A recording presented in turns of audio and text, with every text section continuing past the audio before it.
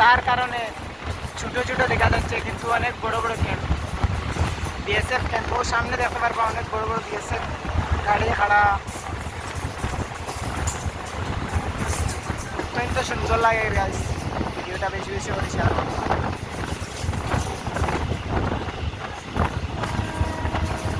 অনেক অনেক ভালো লাগে গাইস, এই ভিডিওটা আমার অনেক ভালো লাগে।